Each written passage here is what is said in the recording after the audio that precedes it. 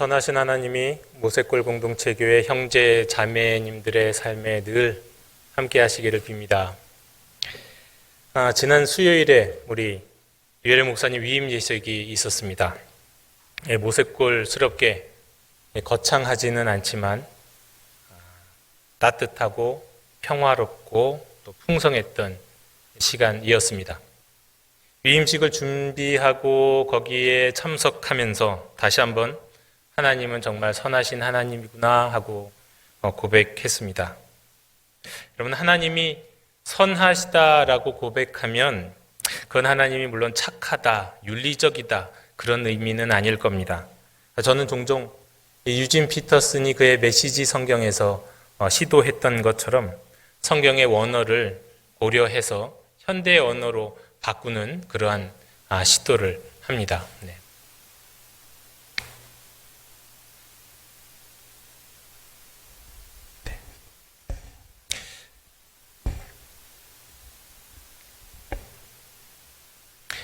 그러면 선하시다라는 말을 언젠가 고백하면서 또 그걸 연구하고 생각하고 묵상하면서 이 선하시다라는 말을 어떤 말로 바꾸면 가장 좋을까 생각해 봤습니다.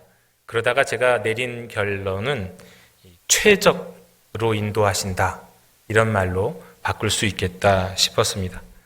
우리 유혜령 목사님이 우리 교회 청빙 되시고 담임 목사님이 되시고 또다시 위임되시는 과정을 지켜보고 준비하면서 옆에서 누구보다도 가까이에서 보는 제 입장에서 정말 우리 하나님이 모세골 공동체 교회를 선하시게 인도하시는구나 하는 고백을 할 수밖에 없었다는 말입니다.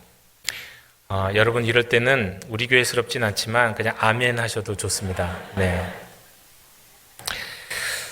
오늘 설교는 아마도 모세골 공동체 교회에서의 저의 사역을 매듭짓는 아마 설교가 되지 않을까 싶습니다.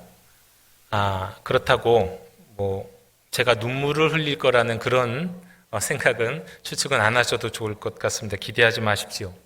왜냐하면 신학생 시절에 제 친구가 저한테 그랬거든요. 너는 피도 눈물도 없는 놈이다. 왜 그랬냐면 사실상 친구들하고 한번 헌혈을 하러 갔더니 제가 빈혈이라고 안 된다는 겁니다. 한번 그래서 퇴짜를 맞은 적이 있습니다. 그랬더니 친구가 늘 저만 보면 하는 말이 피가 모자라 그랬습니다. 또 그 친구에겐 어느 날 그렇게 얘기했습니다. 야, 나는 영화 보다가 한 번도 울어본 적이 없는 것 같다 그랬더니 친구가 그러는 겁니다. 넌 진짜 피도 눈물도 없는 놈이구나. 예, 이해가 안 되십니까? 네. 근데 지금은 사실은 그렇지 않습니다.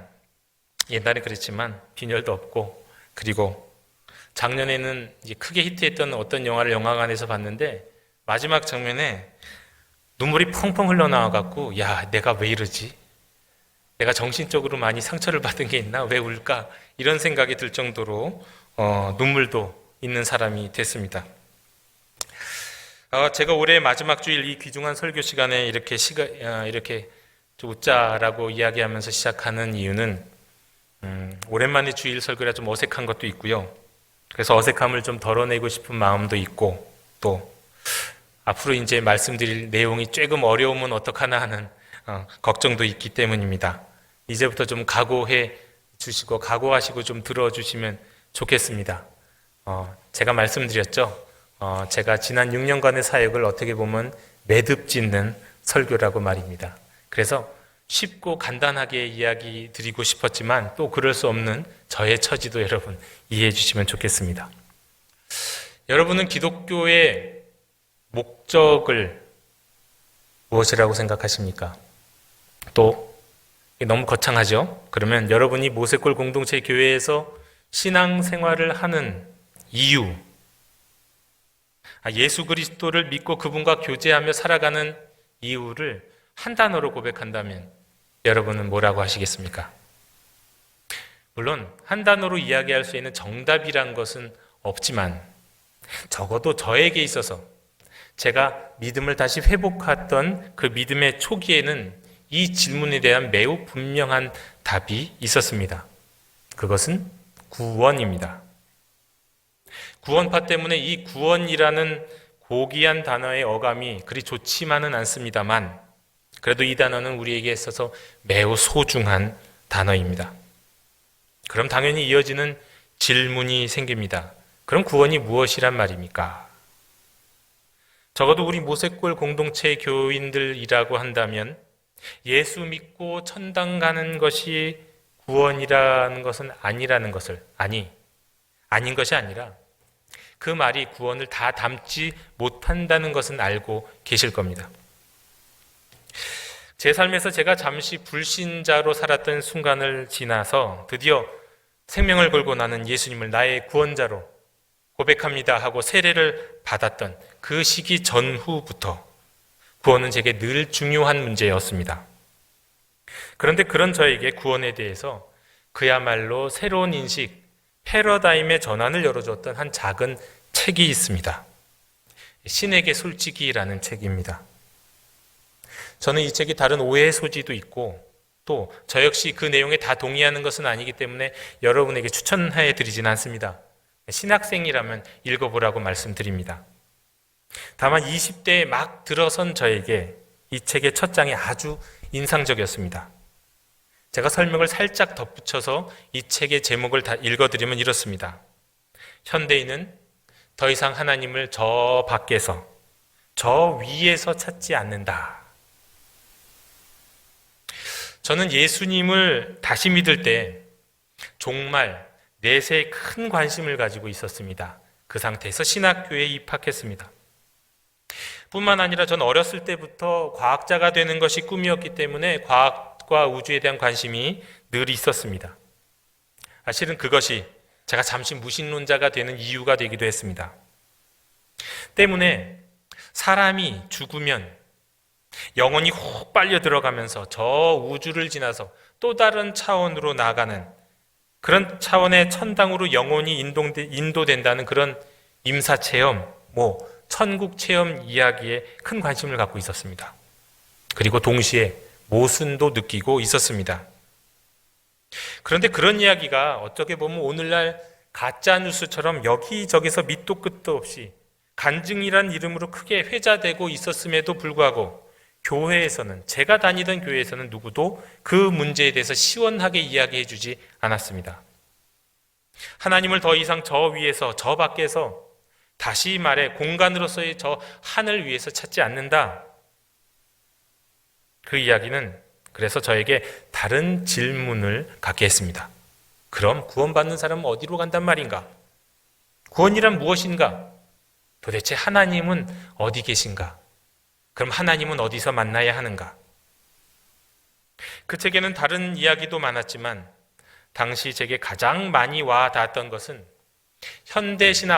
현대신앙인은 하나님을 위가 아닌, 밖이 아닌, 높은 곳이 아닌 깊은 곳에서 찾는다는 이야기였습니다. 그 말은 저에게 구원이란 천당의 영역에서 이루어지는 것이 아니구나 하는 깨달음을 주었습니다. 그리고 구원은 위가 아니라 아래, 높은 곳이 아니라 깊은 곳에 있다. 그런데 나중에 알고 보니까 이런 생각, 이런 경험은 기독교의 역사 가운데 최근에 생긴 것이 아니라는 것을 알게 됐습니다. 많은 이들이 하나님을 만남으로 큰 변화를 경험했던 이들이 하나님을 만난 곳이 바로 깊은 곳이었습니다. 이것은 영성의 영역에서는 이렇게 적용해 볼 수 있겠습니다. 하나님을 공간적인 하늘 밖, 높은 곳에서 찾는 유형은 한때 한국 교회에서 유행했던 그 고지론 있지 않습니까? 요셉과 같이 성공한 그리스도인이 되어서 영향력을 많이 끼치는 사람이 되어야 한다는 것 말이죠. 그렇게 되기 위해서는 긍정의 힘을 발휘해야 하고 성공, 성취 지향적인 영성을 가져야 하고, 그런데 이런 것들을 한마디로 미로부터의 영성이라고 말할 수 있는데, 하나님을 내 안에 깊은 곳에 계신 하나님에 이끌려서 만나는 영성을 아래로부터의 영성이라고 말할 수 있는 것이란 말입니다. 여러분, 내 안에는 뭐가 있을까요? 깊은 곳에 들어가면 누구를 만날 수 있습니까? 여러분, 내 안에 하나님이 계시나요? 그곳에 정말 하나님이, 내 존재의 가장 깊은 곳에 하나님이 계시다, 그런 이야기일까요?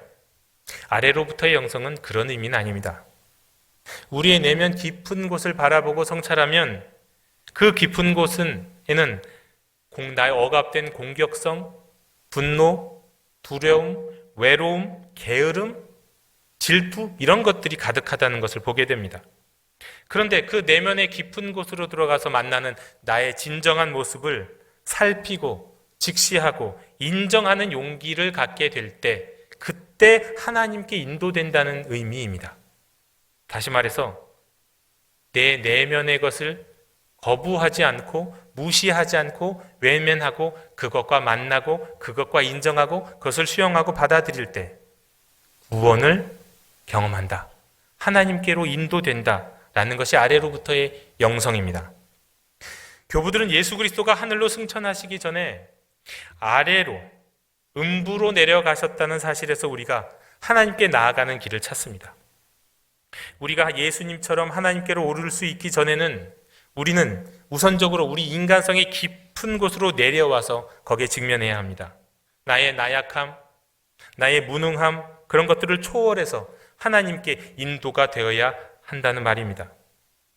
이 과정에서는 심지어 내 죄까지도 하나님께 나아가는 길이 될 수 있다고도 합니다. 종교개혁자 깔뱅은 기독교 강의 첫 장에서 말합니다.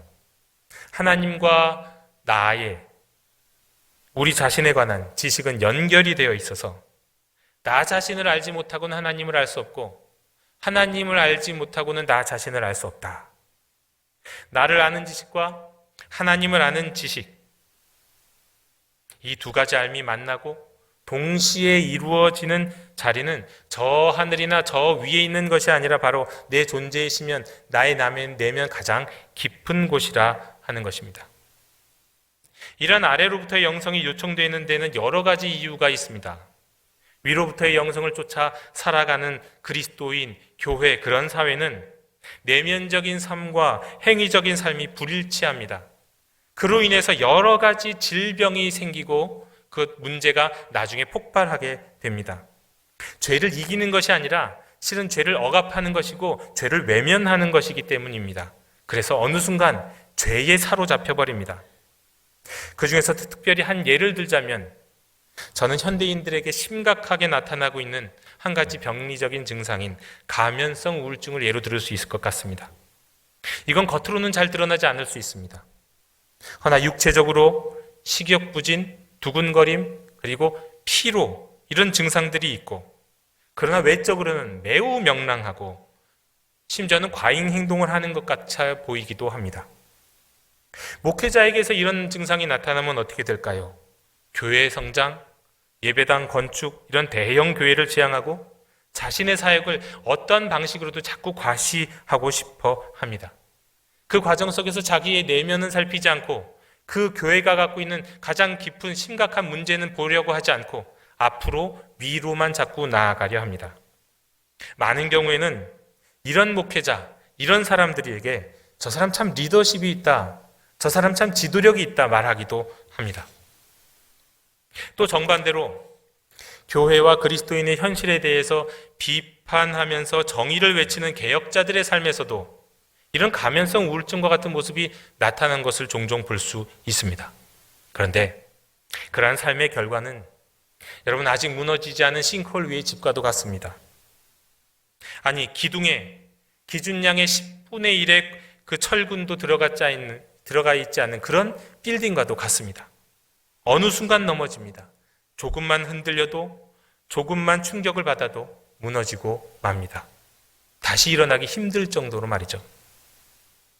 아래로부터의 영성은 자신의 내면의 욕구와 욕망을 외면하지 않습니다. 안에 있는 진실을 보고 또 밖을 위를 열망하다가 여기에 휩쓸리는 위로부터의 영성을 가진 사람과는 다르게 살아갑니다. 자기를 끊임없이 성찰합니다. 그 과정 속에서 자기 자신과 자꾸 화해를 하게 됩니다. 자신을 알아가는 삶을 살아갑니다. 그래서 자기를 알아감을 통해서 하나님도 알아갑니다. 따라서 자신의 내면과 거기서 하나님을 만나는 과정을 통해서 안팎이 일치하는 삶을 살아가게 됩니다. 그를 통해 진정, 부드럽고 그러면서도 강하고 그렇기 때문에 자유한 삶을 살아가게 됩니다. 이런 방식을 통해, 이런 여정을 통해 구원을 경험하게 됩니다. 그런데 이런 이야기는 우리 모세골 공동체교회 형제 자매들에게는 매우 익숙한 이야기일 듯합니다. 우리 이명수 목사님으로부터 초창기로부터 많이 들어온 얘기가 거의 비슷한 얘기입니다. 그런데 여기가 끝이 아닙니다. 아래로부터의 영성은 개인주의라고 하는 한계에 매몰될 수 있습니다. 자칫 나르시시즘에 빠뜨릴 수도 있습니다. 그리고 무엇보다도 성경을 통해서 우리에게 말씀하시는 하나님의 그 말씀의 많은 부분을 놓치게 합니다. 하나님을 알기 원하고 나를 알기 원한다면 성경의 안내를 통해서 자신의 내면으로 들어가 하나님을 만나는 구원의 여정, 그것 외에도 너무도 중요한, 결코 빼놓을 수 없는 성경적 구원에 이르는 본질적인 영성이 필요합니다. 우리 교회는 그것을 우리 교회 이름에 담고 있습니다. 무엇일까요? 공동체입니다. 공동체 영성. 예수님은 제자들을 부르실 때 나를 따르라고 말씀하셨습니다. 개인주의적인 관점에서 볼 때 그 부르심은 주님이 제자에게 한 개인을 부르셔서 자신과 1대1의 관계로 초대하시는 것처럼 보이기도 합니다. 하나님 앞에선 단독자가 되어서 이제는 너는 다른 것 다 보지 말고 나만 따라라. 맞습니다. 그러나 성경에서 예수님이 제자를 부르실 때 그 부르심은 또 다른 측면이 있습니다. 다름 아닌 공동체로의 부르심입니다. 나를 따르라는 예수님의 부르심은 다름이 아니라 바로 내 공동체, 내 제자 공동체에 들어와라 라는 부르심입니다. 나를 따르라. 내가 만든 공동체에 들어와서 너도 제자 공동체의 일원이 되라는 말입니다. 뿐만이 아닙니다. 성경에는 공동체에 속하지 않은 사람은 도무지 적용할 수 없는 말씀이 태반입니다. 모세오경은 누구에게 주신 말씀입니까? 이스라엘 공동체에게 주신 말씀입니다. 구약 성경이 다 그렇죠. 시편의 시인의 고백은 한 사람의 고백일까요?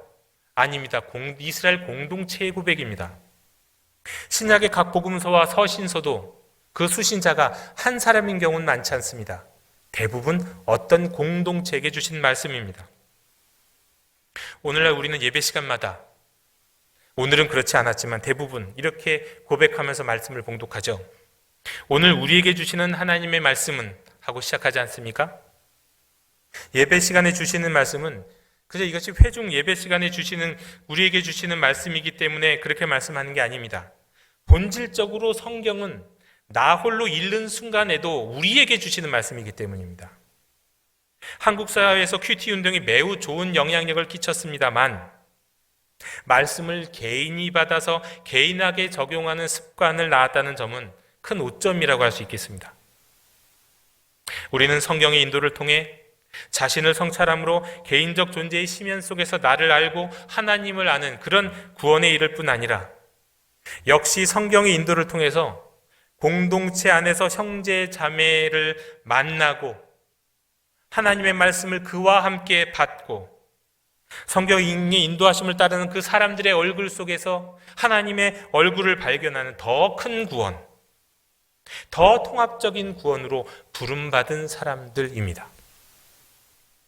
하나님 나라는 아래로부터의 영성과 공동체의 영성이 이루어질 때 온전히 경험할 수 있는 주님의 다스림입니다. 내면의 깊은 곳으로 들어갈 때 임재하시는 주님의 다스림일 뿐만 아니라 공동체 속에서 형제 자매들의 얼굴을 마주할 때 만날 수 있는 주님의 임재와 그 가운데서야 경험할 수 있는 주님의 통치가 바로 하나님의 나라입니다. 그러고 보니 우리가 이름을 알만한 대부분의 영성가들은 공동체를 배경으로 하고 있습니다. 천상천하 유아독전과 같이 나 홀로 깊은 산에 올라가서 산기도를 하다가 은혜 받은 그런 영성의 대가들은 잘 떠오르지 않습니다. 심지어 우리가 가장 가까이에서 보고 알고 계시는 우리 이명수 목사님이나 유혜령 목사님도 보십시오. 인생의 절정에서 공동체를 이루셨고 공동체 교회를 이루고 계십니다. 정말이지 모든 영성의 절정은 공동체에서 꽃핀다라고 말씀드릴 수 있을 것 같습니다. 사막의 교부들, 테레사, 토마스 머튼, 헨리 나우엔, 가나안 농군학교의 김용기 장로님, 배천덕 신부님 같은 분들 생각해 보십시오. 모두가 공동체에 속한 분이셨습니다. 저는 어떤 신학자, 어떤 목회자, 특별히 어떤 유명하다는 설교자, 어떤 영성 있다는 사람들을 볼 때, 그들의 글과 그들의 말을 들을 때 그가 공동체의 구성원인가 아니면 이 개인적 재능을 발휘하고 있는 것인가를 구분합니다. 공동체적 배경이 없다면 저는 그냥 참고할 뿐입니다. 그러나 그가 건강한 공동체의 구성원이라고 한다면 저는 그를 주목합니다. 많은 한국 교회 목회자의 타락 배경에도 교회는 있지만, 조직은 있지만 공동체는 없는 목회자의 현실, 그것이 많은 목회자를 타락하게 한 이유가 아닐까 생각합니다. 아래로부터의 영성도 실은 그 배경 속에 공동체가 있었습니다. 이러한 영성을 이야기한 초창기의 사람들이 바로 사막의 교부들이라고 하는 사람들인데, 그들은 수도 공동체에 속한 사람들이었기 때문입니다. 그들은 공동체 안에서 형제 자매를 통해 발견하게 되는 그 나의 내면의 모습을 직면할 때, 인정할 때 하나님께로 인도된다고 말한 것입니다. 현대에는 이러한 일들이 꽤 대중적인 방식으로 이루어지고 있는 운동도 있습니다.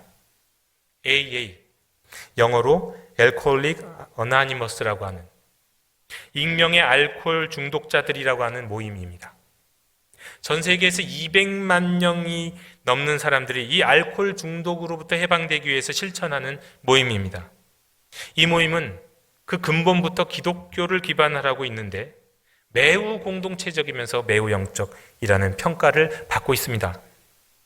이 모임은 모임의 목적을 이렇게 말합니다. 술을 마시지 않고 다른 알코올 의존증 사람들 및 알코올 중독자들이 술을 끊도록 상호 도와주는 것. 상호. 이것은 홀로가 아닌 공동체적인 노력임을 분명히 밝힙니다. 이 모임의 과정은 첫 단계부터 아주 기독교적입니다. 자신이 알코올에 무력하고 더 이상 스스로의 삶을 고칠 수 없다는 것을 인정하는 것이 첫 단계이기 때문입니다. 마치 기독교의 시작이 자신을 스스로를 구원할 수 없는 죄인임을 인정하는 것과 마찬가지일 것입니다. 그리고 두 번째 단계는 신이 우리를 고치실 수 있다고 신뢰하는 겁니다. 하나님이 우리를 구원하신 분이라고 믿는 것과 마찬가지입니다. 다음으로 그 신의 돌보심에 자신의 의지와 생명을 맡기려 드리는 것, 하나님께 헌신하는 것. 네 번째 단계에서는 철저히 자신을 성찰하면서 내면을 살펴보는 것입니다. 그리고 이후에 신과 공동체 안에서 죄를 고백하고 도움을 요청하고 도움을 주는 과정, 그 가운데서 기도를 통해 신과 친밀한 사귐을 계속 이루어가는 과정, 그리고 최종에는 알코올 중독자에게 이 메시지를 전하는 과정, 이 모든 과정이 매우 기독교적이고 심지어 선교적이기까지 합니다. 그것이 AA입니다. 이 모임의 과정은 알코올 중독자에게 구원이 어떻게 임하는지, 하나님의 나라가 어떻게 이루어지는지를 보여줄 뿐 아니라 아래로부터의 영성과 공동체 영성이 아주 오묘하게 결합되어서 순환적인 과정을 이루고 궁극적으로는 선교에까지 이르는 구원의 여정이 담겨있는 놀라운 신뢰입니다. 우리는 이 여정을 통해서 하나님을 만나고 하나님을 알고 통합적인 인간이 되어가는 그 구원의 여정을 걷는 것입니다. 고등학교 시절에 제가 은혜를 받으면서 신약 성경을 통독한 일이 있었습니다. 그때의 복음서를 지나서 바울의 서신서를 읽으면서 들었던 생각이 있습니다.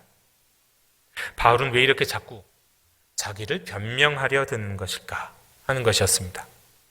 이 서신서의 서두마다 내가 어떤 사람이라는 이야기를 자꾸 합니다. 지금 말로 표현하자면 매우 자존감이 없어서 궁색하게 자기를 변명하는 사람처럼 보였습니다. 그런데 어느 날 그것이 또 다른 이유 때문일 수 있겠다 싶었습니다. 당시 헬라 문화권에서 오가는 그 편식의 일상적인 형식 때문이라고 말할 수도 있지만, 바울은 하나님으로부터 부르심을 받은 자신에 대한 그 신앙 고백, 내가 부름받은 존재라고 하는 그 고백으로부터 편지를 시작할 수 밖에 없었기 때문이 아닐까 하는 생각이 든 것입니다.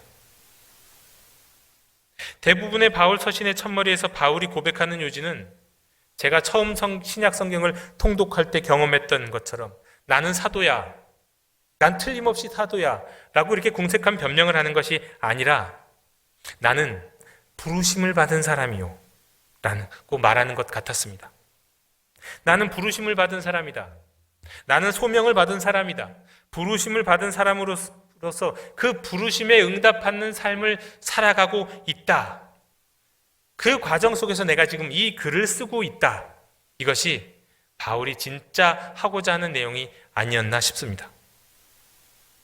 그러면 여러분은 어떠신가요? 그건 사도나 목회자에게만 해당되는 것 아닙니까? 혹시 이렇게 말씀하시고 싶은 분 계십니까? 7절을 보면 분명히 우리에게 이렇게 7절에서 말씀합니다. 성도로 부르심을 받은 모든 자라고요. 성도, 사도 이런 거에 상관없이 하나님의 자녀들은 모두가 다 부르심을 받은 자입니다. 우리는 부르심을 받은 사람들입니다.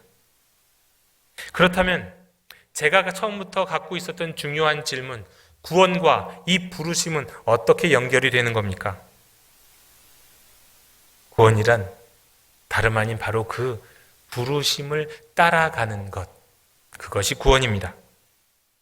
애굽에서 노예로 있던 이스라엘 백성들이 구원을 받아서 가나안 땅에 이르는 것은 여호와 하나님이 그들을 불렀기 때문이고 그들은 그 부르심에 응답했기에 일어난 일입니다. 부르심을 따라간 여정이 바로 이스라엘 구원의 여정이었습니다.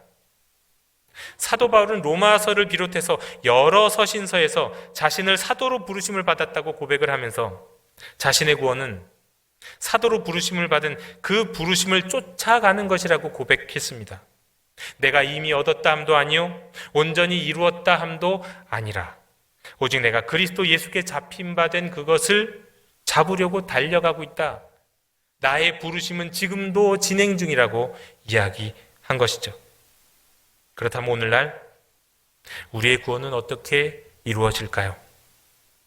제 신앙의 여정에서 20대 초반에 이루어졌던 그 구원에 대한 새로운 각성은 하나님이 저 우주 밖, 저 하늘이라는 피 안에서 우리를 부르시는 것이 아니라 우리의 내면 깊은 곳에서 우리를 부르시는 것을 알고 내면을 성찰하고 인정하고 직시함으로 그 부르심에 응답하는 것이었습니다.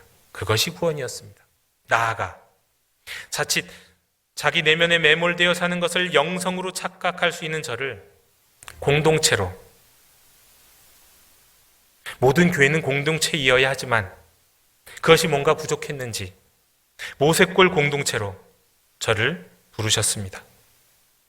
한 개인이 아닌 진정한 존재의 시면을 형제와 자매와 더불어 말씀을 나누고 함께 생활하는 가운데 그 부르심 가운데 하나님을 만나라, 그 부르심 가운데 하나님을 찾아라 라는 부르심이었습니다. 아래로 공동체로의 부르심을 따라 하나님께, 진정한 자유와 평화이신 하나님께 나아가는 길이 바로 저의 구원의 여정이었고 저는 그 길을 지금도 계속 가려 합니다. 구원의 확신, 구원하면 떠오르는 말 중에 하나가 구원의 확신 아닙니까? 그것은 우리가 천당을 보증받았다는 의미에서의 확신이라기보다 우리가 주 안에서 부르심을 따라가는 구원의 여정에 있다는, 근데 그 구원의 여정은 주님의 손 안에 있다는 확신일 겁니다. 모색골 공동체 교회에서 마지막 설교로 매듭을 짓는 오늘 이 시간, 원래 설교의 본문에는 없었던 거지만 여러분들이 그 구원의 여정, 부르심의 여정을 어떻게 따라갈 수 있을지, 어떻게 따라가면 좋을지 한 가지 이야기를 통해서 말씀드리면 좋겠습니다. 지난 화요일에 성탄절 발표가 있을 때 저희 7살짜리 아들도 여기 올라와서 유치부 발표를 했습니다. 그런데 평소의 모습과 다른 모습을 보여주었습니다. 차를 타고 올 때도 집에서도 갈 때도 혼자서 그 멘트를 잘 외우고 있었습니다. 그런데 정작 이 위에 올라가서는 이 주보 같은 걸 딱 들고 그것을 쳐다보고 읽은 것입니다. 그래서 좀 이상했습니다. 집에 갈 때 물었습니다. 왜 그걸 쳐다보니? 사람들 얼굴 쳐다보는 게 무서워서 부끄러워서 그랬니? 라고 물어봤습니다. 그런데 그렇게 얘기하지 않고 이렇게 말하더군요. 목사님 따라한 거야. 그러면 전 그래서 도대체 그 목사님이 누굴까? 이은영 목사님이 유치부에서 도대체 뭘 들고 설교할 리도 없고, 그런데 또 우리 유혜령 목사님도 뭐 이렇게 들고 하시지는 않거든요. 그래서 제가 나중에 다시 물어봤습니다. 너 도대체 어떤 목사님 보고 따라한 거니? 그랬더니 저희 집 주변에 한 대형 교회가 있거든요. 근데 그 대형 교회에서 크리스마스나 뭐 행사할 때 가끔 간 적이, 옛날에 송구영신 예배나 특별 금요 철야나 가끔 간 적이 있는데, 그 교회의 특징이 매우 방송 시설이 잘 되어 있는, 무대 시설이 잘 되어 있는 화려한 교회였습니다. 근데 그 목사님이 무선 마이크를 세트를 딱 하고 나와서 뭐 하나 종이 한 장 들고 이야기하는 게 멋있어 보였나 봅니다. 그래서 자기도 뭐 하나를 딱 들고 얘기했다는 겁니다. 그래서 저는 처음에 이 조그만 녀석이 그 목사님이 아마도 유혜령 목사님일 거라고 생각하고는 이 녀석이 권위 있는 사람이 누군지 아나 보다라고 생각을 했는데, 역시 사람은 화려하고 멋있어 보이는 모습에 따라가는구나 하는 생각을 했습니다. 근데 여러분, 우리 예수님이 말씀하셨잖아요. 세례 요한을 소개할 때 어떻게 소개했습니까? 너희가 들에 나가서 뭐 어떤 사람을 봤느냐? 화려한 옷을 입고 있는 사람을 찾았느냐? 그건 왕궁에 있다. 세례 요한은 그런 사람 아니라고 얘기했습니다. 세상 사람들은 화려한 것에 뭔가 눈에 이목이 확 끌리는 것을 쫓아가길 좋아합니다. 그런데 여러분, 성경에서도 예수님은 그렇게 말씀하시지 않았습니다. 진실한 사람, 안팎이 일치하는 사람, 또 수수한 사람, 어떻게 보면 겉보기에는 볼품없는 사람, 세례 요한 같은 사람을 쫓아가라고 말씀했습니다. 우리가 이 아래로의 영성, 공동체로의 영성을 통하여 온전한 구원의 길을 걸어갈 때 우리에게는 정말 좋은 은혜로운 선물이 있습니다. 우리가 받은 선물이 있습니다. 목사님입니다. 이명수 목사님과 유혜령 목사님이죠. 야부하는 게 아니라요, 우리 모세골이 일상에 왔던 장신대 신대원 학생이, 어떤 여학생이 그런 얘기를 했답니다. 유혜령 목사님이 장신대에서 봤을 때는 거의 성인의 반열에 속하는 분이었는데 모세골에 왔더니 많은 분들이 이명수 목사님을 찾더라. 깜짝 놀랐다는 겁니다. 여러분은 잘 모르시지만 제가 모세골 교회에서 이명수 목사님, 유혜령 목사님 밑에 있는 부교육자라고 하면 정말 많은 사람들이, 많은 목회자들이 부러워합니다. 여러분 잘 모르시죠? 예, 정말 그렇습니다. 우리에게는 화려하지 않지만 우리를 내면의 영성으로, 아래로의 영성, 아래로부터의 영성으로, 또 공동체의 영성으로 온전한 구원의 길로 이끌어 주실 좋은 선생님이 계십니다. 그 선생님이신 목사님과 함께 2019년, 2020년 목사님이 자주 말씀하시지만 앞으로 5년, 그 5년 동안 여러분 잘 따라가시기 바랍니다. 그러면 온전한 영성,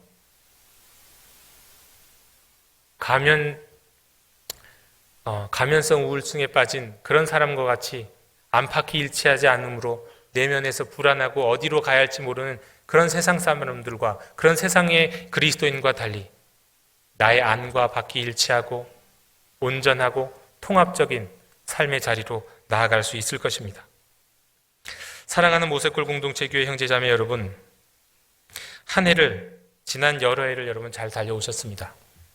부르심을 쫓아서 순종하며 잘 오셨습니다.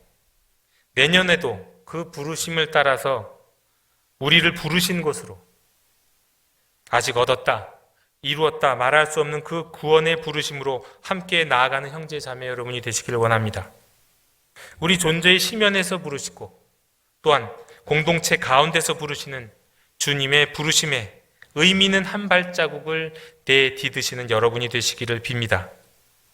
그리고 이러한 다짐 가운데 한 해를 매듭 짓는 저와 여러분이 되시기를 간절히 간절히 빌고 원합니다. 기도하겠습니다.